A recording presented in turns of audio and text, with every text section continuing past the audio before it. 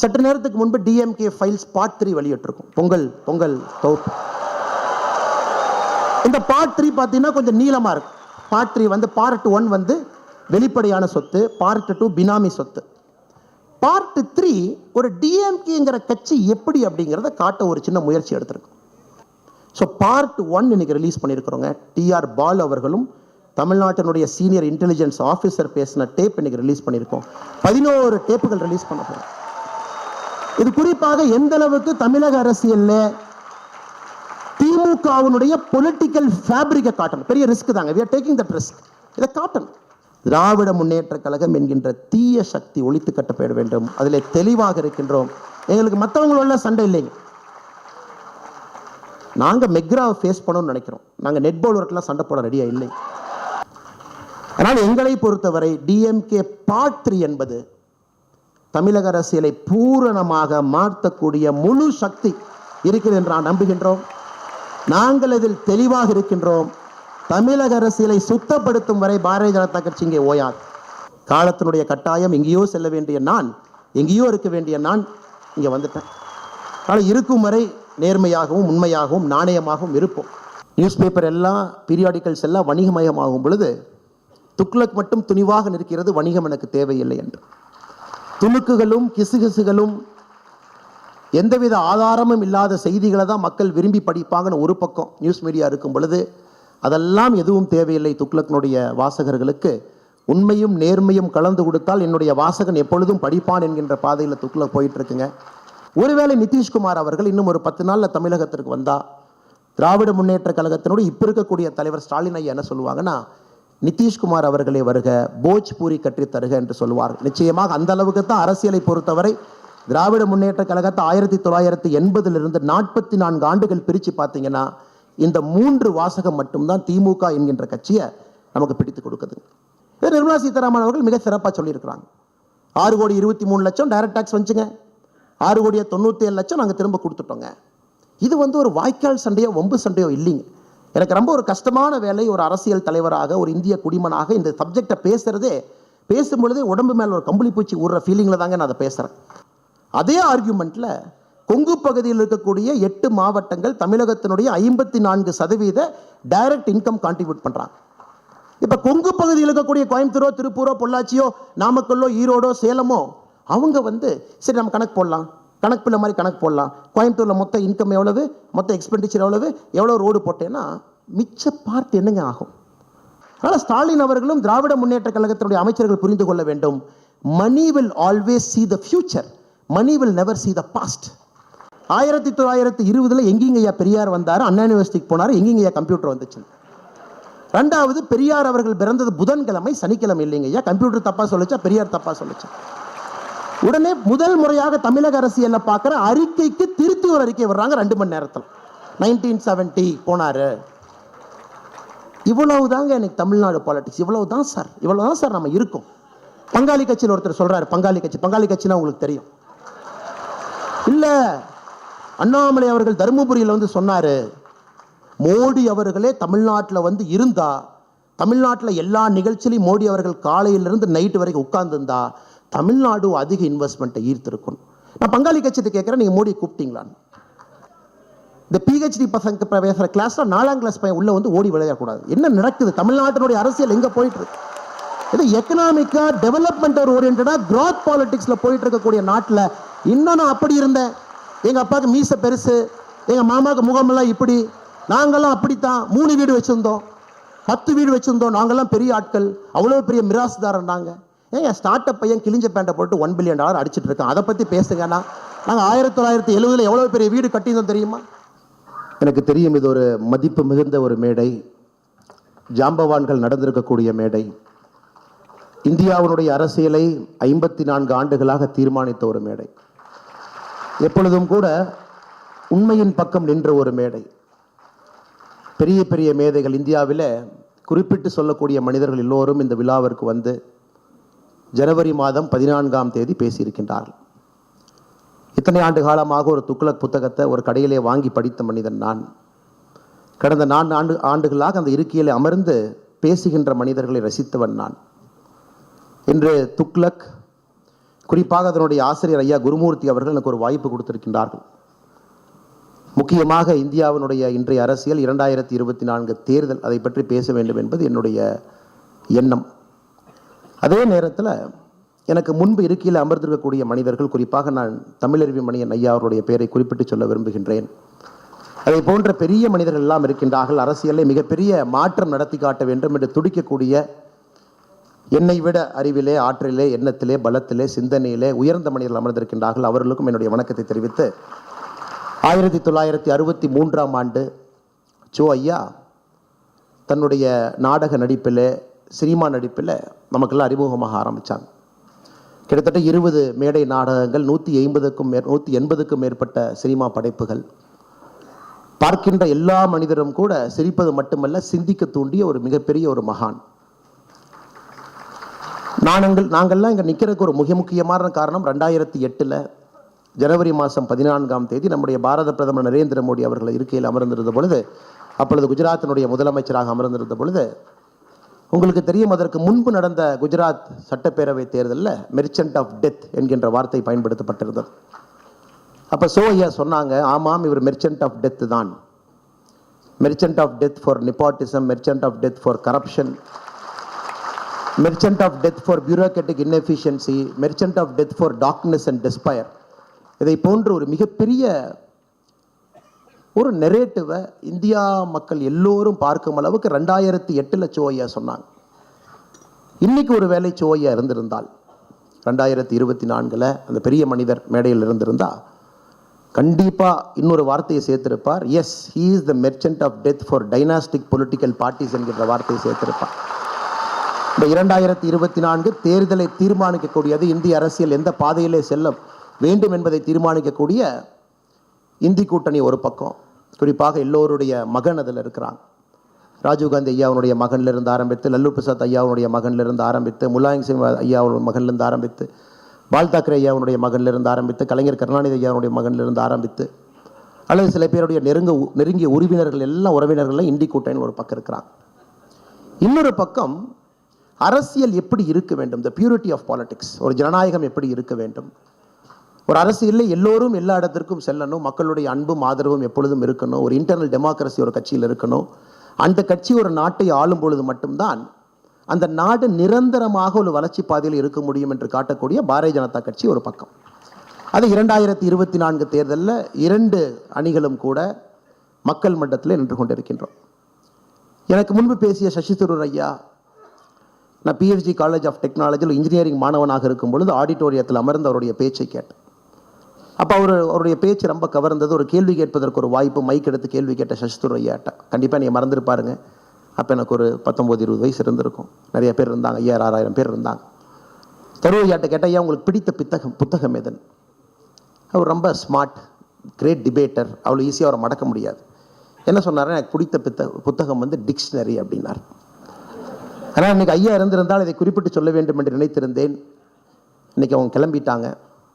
ஆனால் குருமூர்த்தி ஐயாவை நாம் கட்டாயம் பாராட்டி ஆக வேண்டும். காரணம், இந்த துக்ளக் விழாவை வித்தியாசமாக யோசிச்சிருக்கிறாங்க. காங்கிரஸ் கட்சியிலிருந்து, இந்தி கூட்டணியிலிருந்து, குறிப்பாக ஒரு சென்சிபிளான ஒரு பொலிட்டிக்கல் பர்சன் அங்கே இருக்கக்கூடிய, என்னதான் நம்முடைய கருத்து வேறுபாடுகள் இருந்தாலும் கூட எப்பொழுதும் இந்தியா ஃபர்ஸ்ட், இந்தியா முதன்மை என்று வைக்கக்கூடிய சசி தரூர் அவர்கள் மீது மிகப்பெரிய மரியாதையும் வைத்திருக்கக்கூடிய ஒரு மனிதன் நானும் இங்கே இருக்கின்றேன்.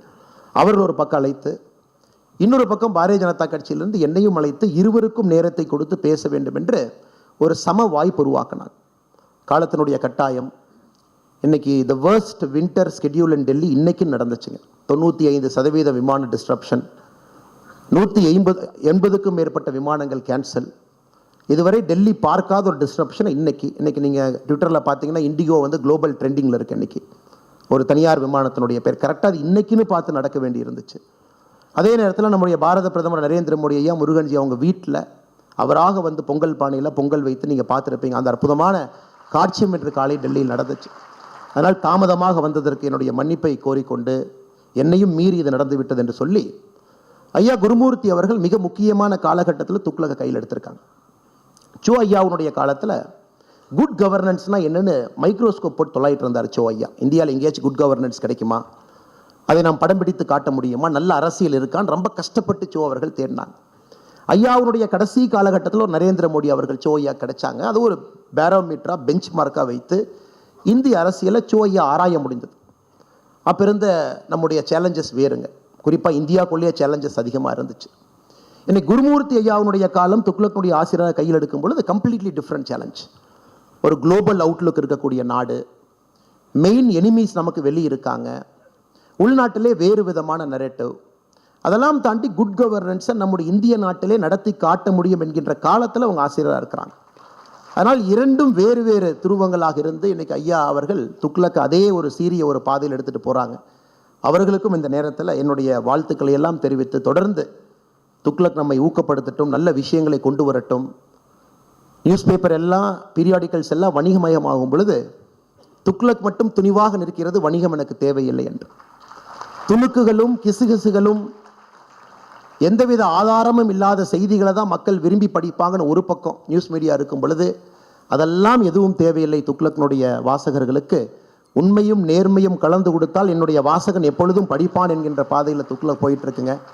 அதனால் இந்த துக்ளக்கை வாழ வைப்பது நம் ஒவ்வொருடைய கடமையாக நான் கருதுகின்றேன். அதைத்தான் ஐயா நான் பேசியிருக்கக்கூடிய தலைப்புக்கு நான் வந்து விடுகின்றேன். இன்னைக்கு திராவிட முன்னேற்ற கழகத்தினுடைய வரலாறு நமக்கு தெரியும். சர்க்காரியா கமிஷனுடைய வழக்கும் வேறு வழக்குகளும் அவர்கள் மீது பாய ஆரம்பித்த பொழுது கலைஞர் கருணாநிதி அவர்கள் சொன்ன வாக்கியம் பார்த்தீங்கன்னா, நேருவின் மகளே வருக, நிலையான ஆட்சி தருக. இது 1980 சொல்லப்பட்ட வாக்கியம். அதன் பிறகு விபி சிங் ஐயாவுடைய ஆட்சி கவிழ்ந்து, அது குறிப்பாக இந்தியா டுடேல வந்த ஒரு கட்டுரையின் அடிப்படையில் ஜெயின் கமிஷன் ரிப்போர்ட்டில் ராஜீவ்காந்தி அவருடைய படுகொலைக்கு ஏதோ ஒரு தூரத்தில் கூட திமுகவுக்கு சம்பந்தம் இருக்கலாம் என்கின்ற யூகம் அந்த கட்டுரையில் வந்த பொழுது காங்கிரஸ்காரங்கள்லாம் ஒன்றா சேர்ந்து சப்போர்ட்டை வாபஸ் வாங்கணும்னு சொன்னாங்க. அன்னைக்கு ஒரு ஆட்சி கவிழ்ந்தது, திமுக வெளியே போனாங்க. ஆனால் மறுபடியும் திமுகவுக்கு காங்கிரஸ் தேவைப்பட்ட பொழுது 2004 அதை அப்படியே மாற்றி சொன்னார். 1980 கலைஞர் ஐயா சொன்னது நேருவின் மகளே வருக, நிலையான ஆட்சி தருக. நாங்கள் 2004 கலைஞர் ஐயா என்ன சொன்னார்னா, இந்திராவின் மருமகளே வருக, இந்தியாவின் திருமகளே வெல்க அப்படின்னா. ஸோ திமுகவுக்கு இது புதிது கிடையாது. யாரையாவது ஒருவரை தொங்கி பிடிக்க வேண்டும்.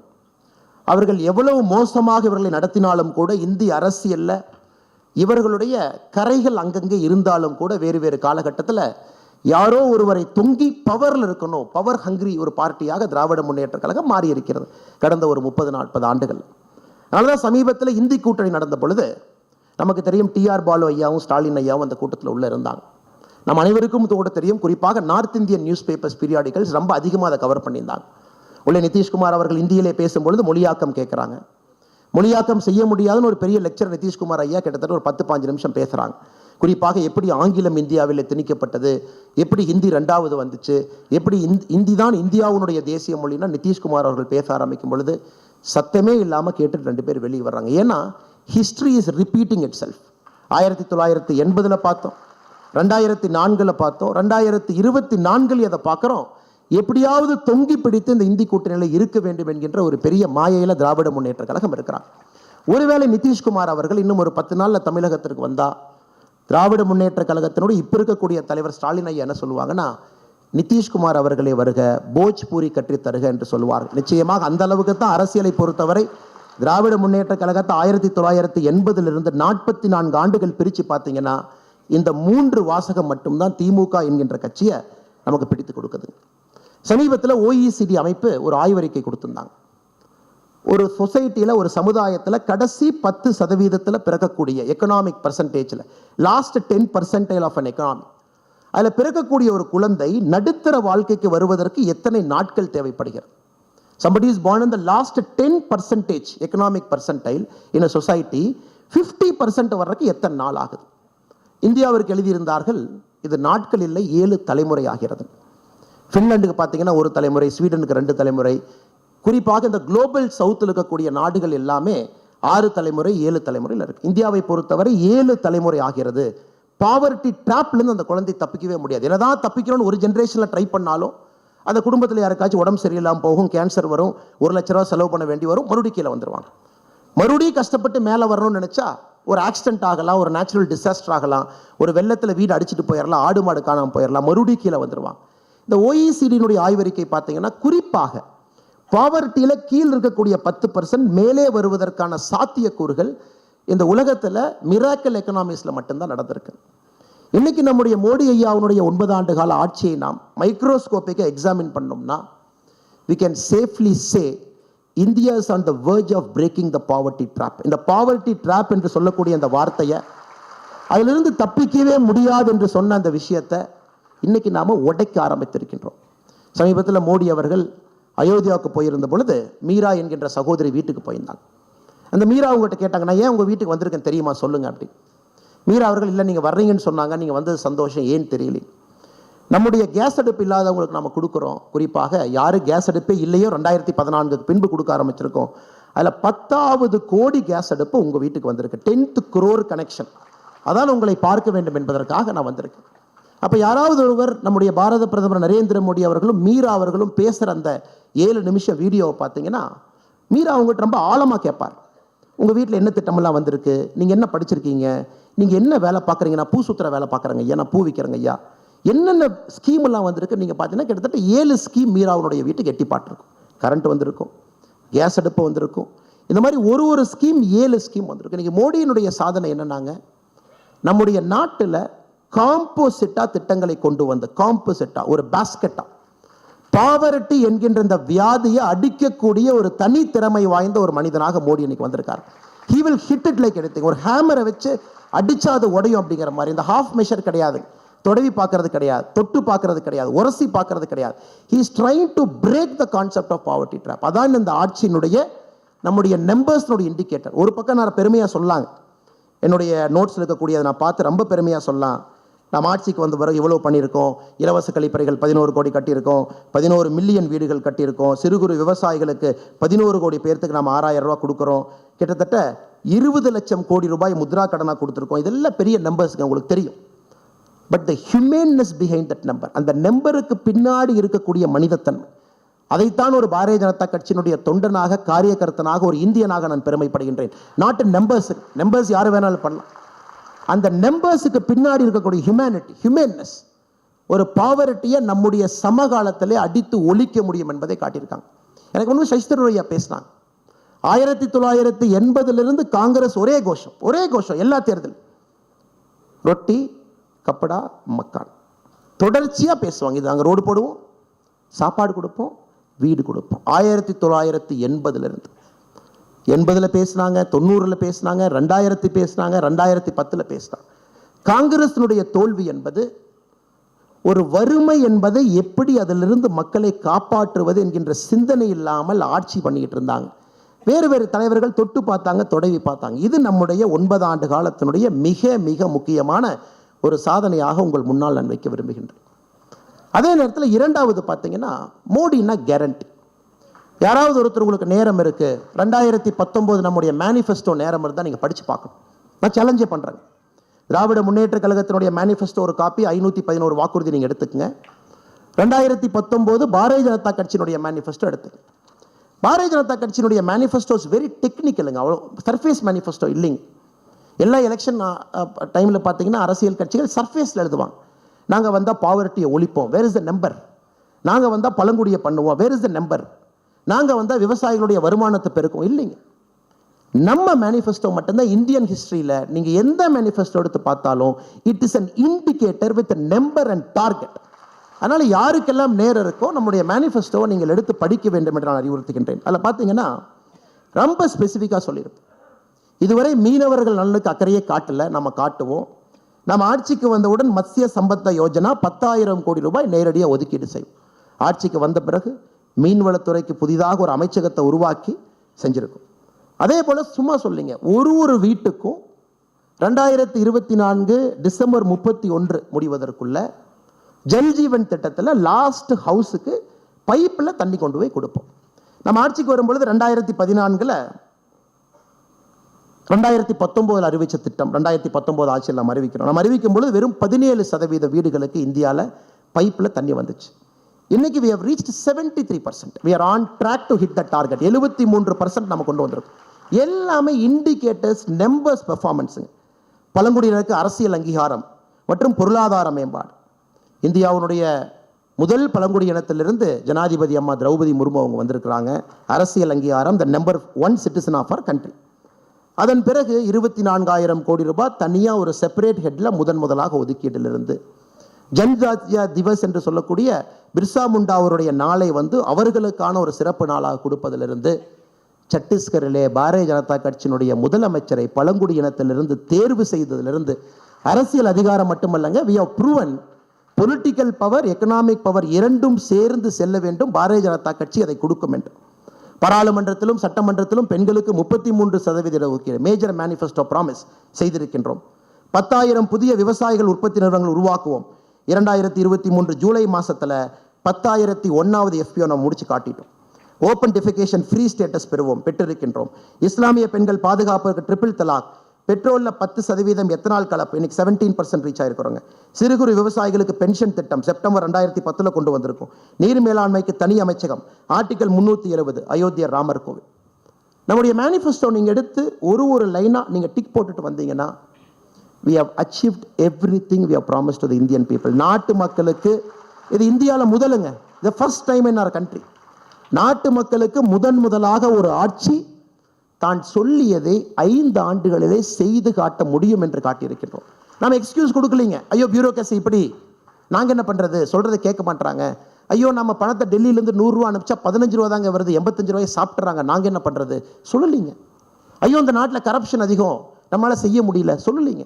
பொலிட்டிக்கல் இன்ஸ்டபிலிட்டி இருக்குது. 5 வருஷத்தில் கிட்டத்தட்ட எல்லா மாநிலங்களும் எலெக்ஷன் சைக்கிளில் மாட்டி வெளியே வருது, நம்ம சொல்லலீங்க. ஒரு எலெக்ஷன் சைக்கிளுக்கு கிட்டத்தட்ட 6 மாத காலம் அரசு இயந்திரங்கள் ஸ்தம்பிச்சு நிற்கிறாங்க. அதனால் நம்முடைய டெவலப்மெண்ட் பின்னாடி போகுது. எந்த காரணமும் எந்த எக்ஸ்கியூஸும் கொடுக்காம ஒரு ப்ரூவன் கவர்மெண்ட், ஒரு ப்ரூவன் பெர்ஃபார்மர் செய்து காட்டியிருக்கின்றோம். மனது வைத்தால் நம்முடைய நாட்டிலே நம்மால் செய்ய முடியும் என்று இன்னைக்கு ஐயா சொன்னாங்க.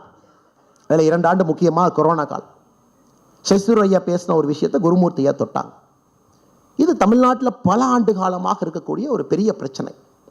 குறிப்பாக நீங்கள் பார்த்தீங்கன்னா வடக்கெல்லாம் வாழ்ந்துக்கிட்டு இருக்கு, தெற்கெல்லாம் தேஞ்சிக்கிட்டு இருக்கு. அப்படி இது திரும்ப பார்த்தீங்கன்னா ஃபினான்ஸ் கமிஷனுக்கு போயிடுவாங்க, நிதி பங்கீடை பாருங்க அப்படி. சசிதரூர் அவர்கள் ஒரு பெரிய அறிவாளி. நிச்சயமாக அவர்களுக்கு தெரியாத ஒன்றும் இல்லைங்க ஐயா. இன்னைக்கு இருக்கக்கூடிய formula modified version of Gadgil formula அப்படிங்கிறது 1969 இந்திரா காந்தி அம்மையார் கொண்டு வந்தது.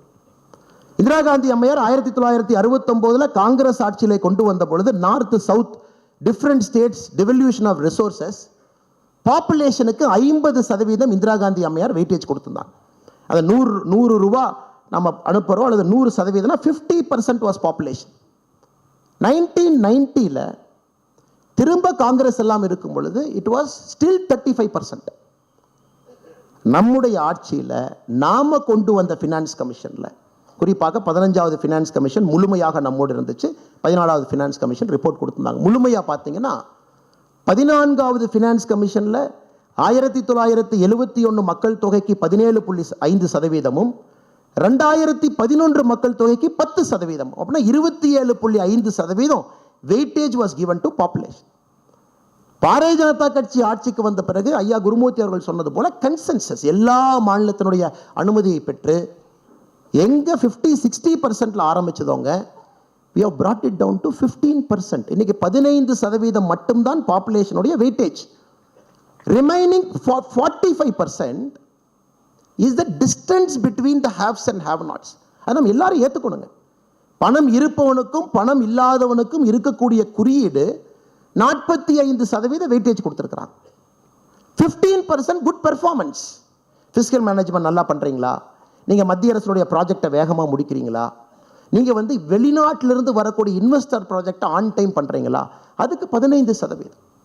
10% இக்காலஜி, கிரீன் கவரை மெயின்டைன் பண்ணுறீங்களா, தேவையில்லாமல் பொல்யூட் பண்ணலையா, கிரீன் எனர்ஜிக்கு போகிறீங்களா, 15% ஜாகிரபிக்கல் ஏரியா.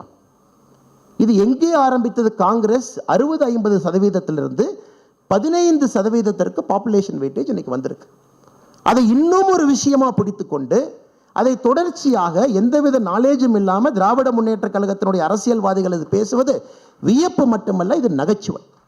இன்னைக்கு உங்களுக்கு தெரியுங்க, 16th ஃபினான்ஸ் கமிஷன் நம்ம அனௌன்ஸ் பண்ணியிருக்கோம். அனௌன்ஸ் பண்ணி 15 நாள் ஆகுது. 31/12/2023 நம்முடைய 16th ஃபினான்ஸ் கமிஷன் அனௌன்ஸ் பண்ணியிருக்கோம். 16th ஃபினான்ஸ் கமிஷன் புது வெயிட்டேஜ் கொடுக்க போறாங்க. உங்களுக்கு தெரியும் பாப்புலேஷன் வெயிட்டேஜ் 60 15க்கு வந்துருச்சு. குட் பெர்ஃபார்மன்ஸ் 0லிருந்து 15க்கு போயிருச்சு. இப்போ குட் கவர்னன்ஸ் பக்கம் பாரதிய ஜனதா கட்சி நிற்கிறதா, காங்கிரஸ் நிற்கிறதா என்பதை நீங்கள் முடிவு செய்து கொள்ளுங்கள். கட்கில் ஃபார்முலா 1969 தேர்ட் ஃபினான்ஸ் கமிஷனில் ஆரம்பித்து கட்கில் முகர்ஜி ஃபார்முலாவாக மாறிச்சு, மாடிஃபைடு கட்கிலாக மாறிச்சு. இன்னைக்கு நம்ம நித்தி ஆயோகில் வந்த பிறகு முறையாக மாநிலங்களுக்கு நிதி பகிர்வு. நிர்மலா சீதாராமன் அவர்கள் மிக சிறப்பாக சொல்லியிருக்கிறாங்க. 6,23,00,000 டைரக்ட் டாக்ஸ் வந்துச்சுங்க, 6,97,00,000 நாங்கள் திரும்ப கொடுத்துட்டோங்க. இது ஒரு வாய்க்கால் சண்டையோ வம்பு சண்டையோ இல்லைங்க. எனக்கு ரொம்ப ஒரு கஷ்டமான வேலை, ஒரு அரசியல் தலைவராக, ஒரு இந்திய குடிமனாக இந்த சப்ஜெக்டை பேசும்பொழுதே உடம்பு மேலே ஒரு கம்பளி பூச்சி ஊடுற ஃபீலிங்கில் தாங்க நான் அதை பேசுகிறேன். ஏதோ ஒரு வாய்க்கால் சண்டை வம்பு சண்டையை போல நார்த் இந்தியா எப்படி, அங்கே பாருங்க பீகார் எப்படி, தமிழ்நாடு இப்படி. நம்ம அனைவரும் இந்த அரங்கத்தில் இருக்கக்கூடிய நம்ம அனைவருமே ஒரு பெருமையாக இருக்கக்கூடிய தமிழர்கள். அதை தாண்டி இந்தியாவை நேசிக்கக்கூடிய முதன்மையாளர்கள் தான் அந்த அரங்கத்தில் நாம் இருக்கும். நேஷன் ஃபர்ஸ்ட், கண்ட்ரி ஃபர்ஸ்ட் நம்ம ஒருங்கிணைச்சு உட்கார வச்சிருக்கோம். இன்னைக்கு இதே யோகிஜி அவர்கள் ஒரு கேள்வி கேட்குறாங்க. தமிழ்நாடுனுடைய லேபர் ரெஜிஸ்ட்ரேஷன் போர்டில் 25 லட்சம் மைக்ரண்ட் லேபரை பதிவு பண்ணியிருக்காங்க. அஃபீஷியலி கவர்மெண்ட் ஆஃப் தமிழ்நாடு 25 லட்சம் மைக்ரண்ட் லேபரர்ஸுடைய பதிவு டேட்டா வச்சிருக்காங்க. அன்அஃபிஷியலி உங்களுக்கு தெரியும் அது 40 லட்சத்தை தாண்டி இருக்கும். இன்னைக்கு யோகி அவர்கள் முதலமைச்சருக்கு ஃபோன் போட்டு, அண்ணே என்னுடைய நார்த் இந்தியன் லேபரர் தமிழ்நாட்டுக்கு வந்து வேலை செய்கிறான், உங்கள் ஊரில் வேலை செய்கிறான், அல்லது அண்ணாமலை ஊரில் வேலை செய்கிறான், அல்லது குருமூர்த்தி அவங்க ஊரில் வேலை செய்கிறான், அல்லது தமிழிருமணி ஐயா ஊரில் வேலை செய்கிறான், அல்லது ராதாகிருஷ்ணன்